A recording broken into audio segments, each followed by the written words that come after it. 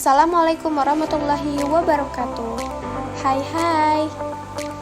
Pemaknaan ekonomi kelembagaan terhadap teori kelembagaan dan efisiensi serta keunggulan kelembagaan. Teori kelembagaan menekankan peran lembaga-lembaga dalam membentuk perilaku dan kinerja ekonomi. Teori kelembagaan berpendapat bahwa perubahan dalam lembaga-lembaga ekonomi dapat berdampak besar pada pertumbuhan ekonomi, efisiensi, dan distribusi hasil ekonomi. Teori kelembagaan menekankan bahwa lembaga-lembaga seperti hukum, aturan, norma sosial, dan organisasi adalah faktor penting yang membentuk perilaku ekonomi. Teori ini berpendapat bahwa lembaga-lembaga tersebut memengaruhi keputusan ekonomi individu dan perusahaan. Misalnya, ketika hak milik dan hak kontrak dilindungi secara efektif, individu dan bisnis lebih mungkin untuk berinvestasi dan berbisnis. Teori kelembagaan mempertimbangkan pentingnya perubahan lembaga dalam pembangunan ekonomi.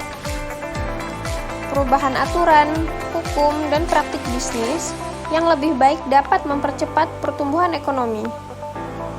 Teori ini juga mengakui pengaruh budaya dan sejarah dalam membentuk lembaga-lembaga ekonomi. Perbedaan budaya dan sejarah dapat menghasilkan perbedaan dalam lembaga dan perilaku ekonomi di berbagai negara. Studi empiris telah menunjukkan korelasi antara kualitas lembaga-lembaga ekonomi dan pertumbuhan ekonomi. Negara-negara dengan lembaga yang lebih baik cenderung memiliki pertumbuhan ekonomi yang lebih baik. Inefisiensi dan keunggulan kelembagaan. Teori ini menekankan peran lembaga-lembaga dalam membentuk perilaku dan kinerja ekonomi. Teori kelembagaan berpendapat bahwa perubahan dalam lembaga-lembaga ekonomi dapat berdampak besar pada pertumbuhan ekonomi, efisiensi, dan distribusi hasil ekonomi. Pendekatan ini pertama-tama mengidentifikasi inefisiensi dan masalah dalam lembaga-lembaga ekonomi.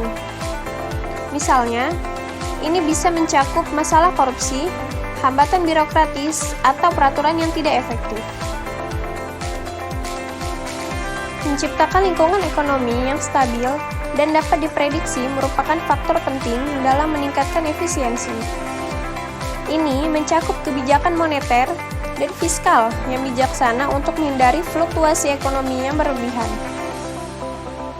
Mendorong persaingan yang sehat di pasar adalah salah satu cara untuk meningkatkan efisiensi.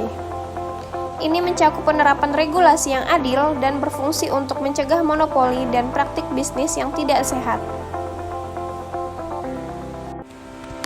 Sistem insentif yang tepat, seperti pajak yang adil dan insentif investasi, dapat mendorong perusahaan dan individu untuk berperilaku yang lebih efisien.